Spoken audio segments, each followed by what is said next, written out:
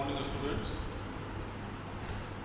Today, just we are going to discuss about artificial kidney, and that is known as the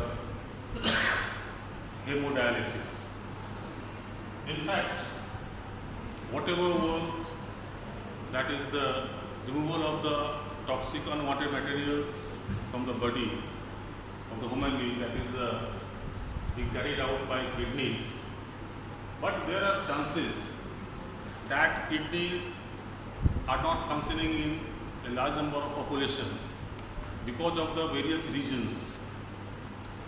The reason primarily being the kidneys get infected because of some microbial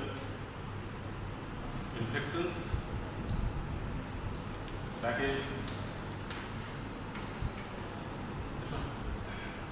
non-functioning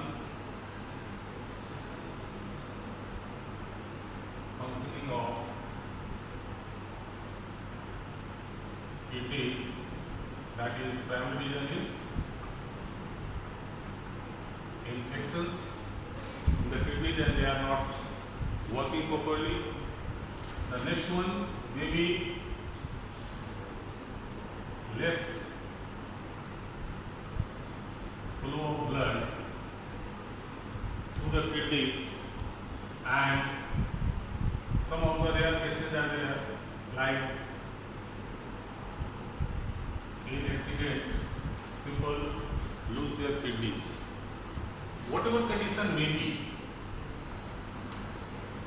the kidneys, if they start dysfunctioning, what actually happens, the toxic materials, especially we are talking about the nitrogenous waste, that is urea, is being accumulated inside the body, and that if both things if are not removed from the body, people are likely to die. So this is necessary that those people who are suffering from the kidney failure and the malfunction of the kidneys, from those bodies these toxic materials are being removed, and for which artificial kidney is being utilized, and that is called hemodialysis. And the total setup through which it is being carried out, that is called dialyzer, by which the nitrogenous wastes are being removed. But it is not exactly functioning like kidneys. Only these dialyzers, they remove only the nitrogenous waste, not other substances. And another thing, the problem arises over here, that in the kidneys you must have understood in my earlier class that the excess of the materials or the essential materials which are being removed from the blood under the ultrafiltration, they are being reabsorbed. So this reabsorption part doesn't take place over here. However, just people get rid of the nitrogenous waste from their bodies. So let us understand how this dialysis is being carried out.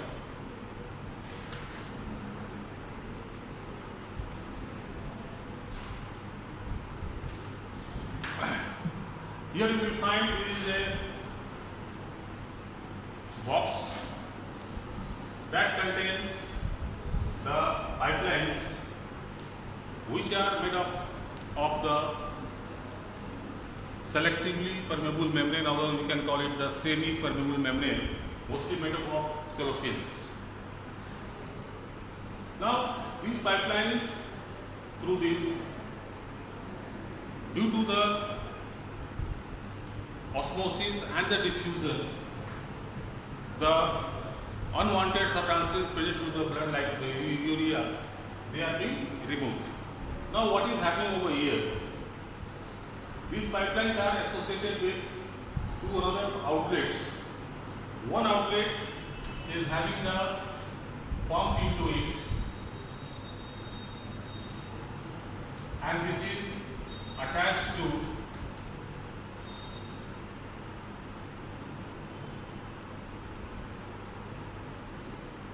artery into the hands, wherefrom the blood enter into it, and that is through this pump under pressure that is passed through these semi-permeable pipelines, and once the blood gets purified over here, that again comes out from here and that attached to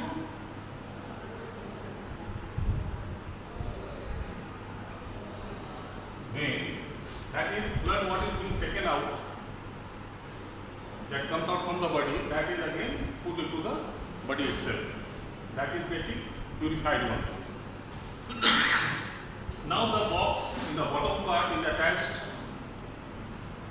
to another pump over here.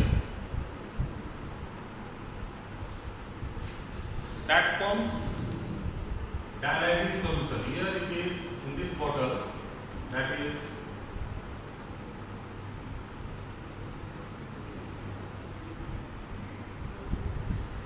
dialyzing solution. This solution is having the same osmotic pressure as the blood is having, but it doesn't have any nitrogenous substance, while blood is having the nitrogenous substance additionally into it.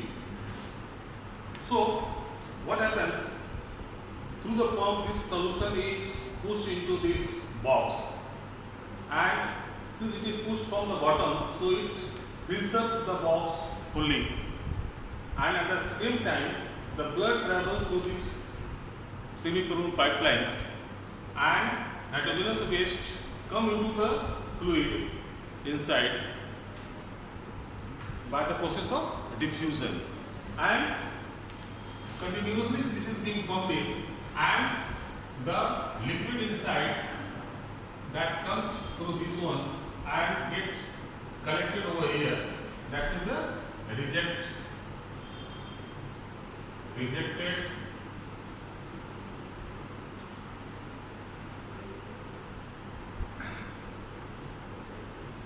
dialyzing solution that contains nitrogenous waste into it.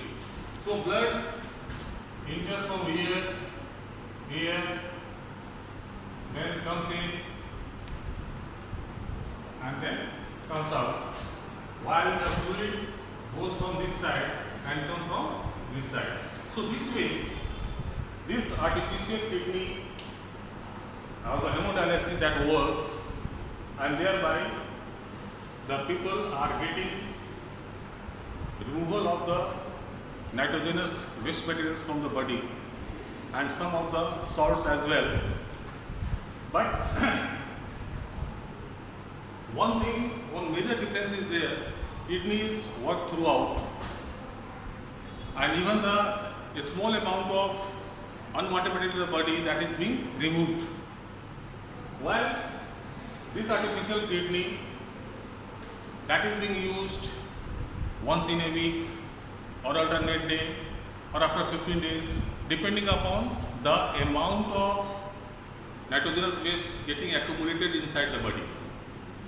Now, when this dialysis has to be carried out, that will depend upon how much accumulation of the nitrogenous waste is taking place inside the body, along with the water into it. Somehow, this is not working like the natural kidneys. However, people have a survival because of this process, those who are having the kidney failures. Okay, after this, we will talk about the excretion into the plants, because these are all related to the human beings. Now we talk about the excretion into the plants.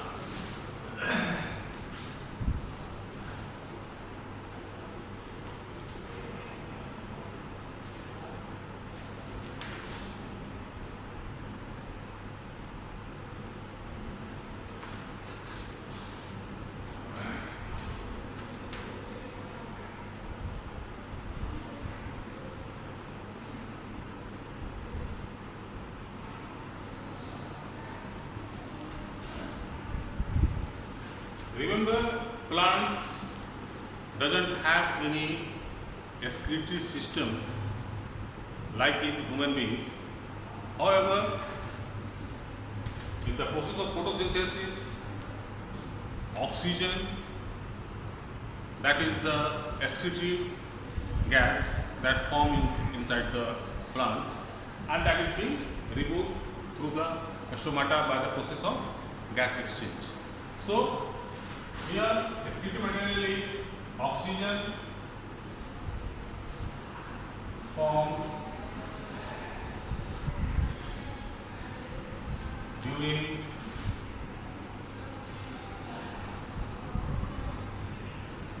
photosynthesis, that is being removed from stomata, and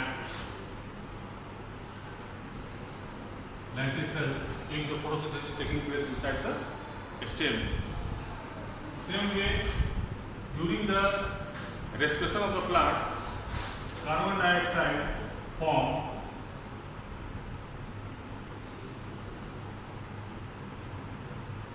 during respiration is removed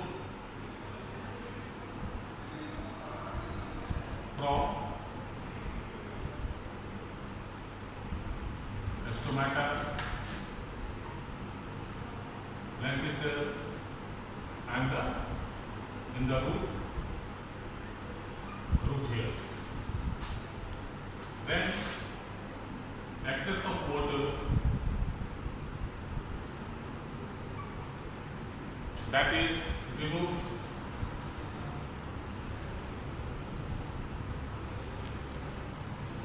by the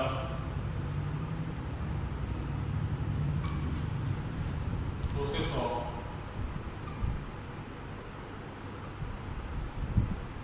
transpiration. So these formation and the removal are the physiological processes that is being taking place continuously inside the plants. But apart from this, there are many more excretory products that form into the plants, what is not for the use of the plant, but that is useful for the human being, like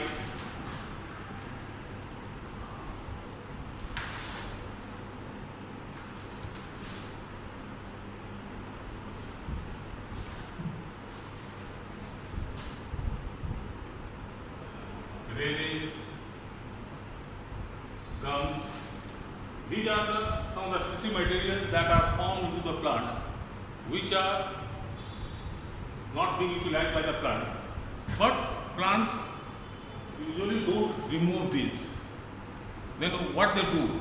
So these substances remain stored into dead cells and old xylem. And in the dead cells, that is a part of the dead cells, some are remain stored in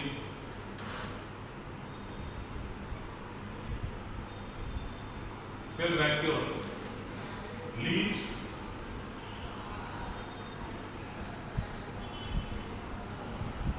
when get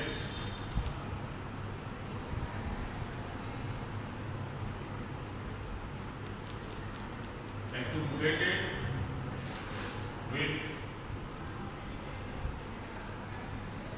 excretory materials,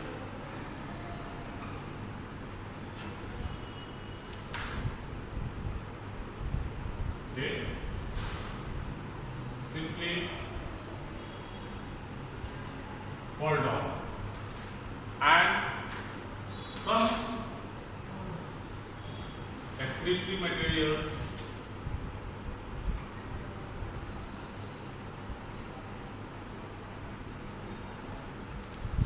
are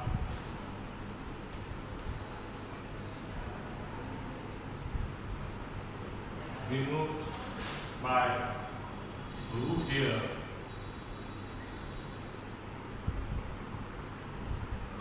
into the soil. So here what we find, the different plant parts of the plant, they are involved into the excretion of the different substances. Either they remove or they get stored into some of the specific regions. If they are being stored into the dead cells or the old xylem, they can be further utilized by the human being, because we make several substances using those. So with this we end our the sub-lesson of the life process, that is the excretion, and also we conclude our the first chapter, that is the life process. So after this, just we go through all the content right from the beginning, that is the nutrition to the excretion. And you have got any doubt, you can ask. And in the next classes, we shall be starting our next lesson, that is control and coordination. Of course, that is not the essential part of the life process, but control and coordination play a vital role just to maintaining the life forms into the adverse conditions as well. So we will be discussing all those into the next lesson. So thank you for today.